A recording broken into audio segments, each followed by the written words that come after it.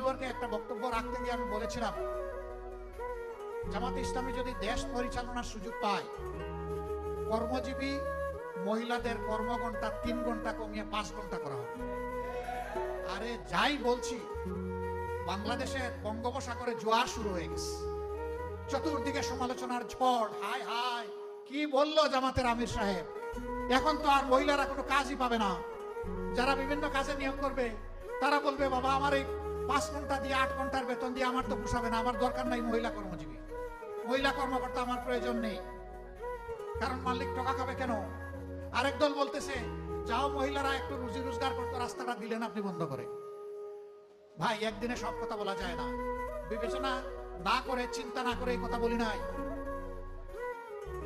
আপনি কি আরেকটা মিটিং এ একজন প্রশ্ন করছে ভার্জিনিয়ায়, যে আপনি বলেছেন মহিলাদের কর্মঘণ্টা কমিয়ে দেবেন, এটা কি বৈষম্য না? আমরা করবো 8 ঘন্টা, তারা করবে 5 ঘন্টা। আমি বললাম অবশ্যই বৈষম্য। আসেন দেখি আর কোনো বৈষম্য আছে কিনা। পুরুষরা বাম দিকে বসেছে, মহিলারা ডান দিকে বসেছে।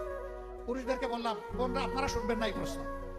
পুরুষদেরকে বললাম যে আগামী 1 বছরের ভিতরে পেটে বাচ্চা নিবেন এবং 2-1 পুরুষ থাকলে হাত তুলেন। কেউ তো আর হাত তুলে না, সবাই হাসে আর নিচের দিকে মাথা দেয়, বুঝছে যে আমি কেন প্রশ্ন করছি। এটা পারবেন না? কয় না না, এটা পারবো কিভাবে?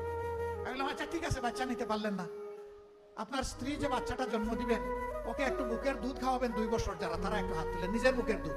এখন দেখি আবার কেউ হাত তুলেন। আমি বললাম এটা কি বৈষম্য না?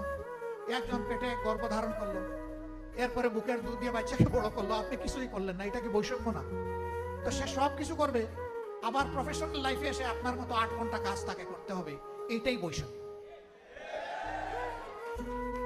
এখন বলবেন যে শিল্প মালিক বাঁচবে কেমনে, সরকারের কাজ হবে কেমনে? অবশ্যই হবে। যে জাতি তার মাকে সম্মান করে, আল্লাহ সেই জাতিকে সম্মানিত করেন।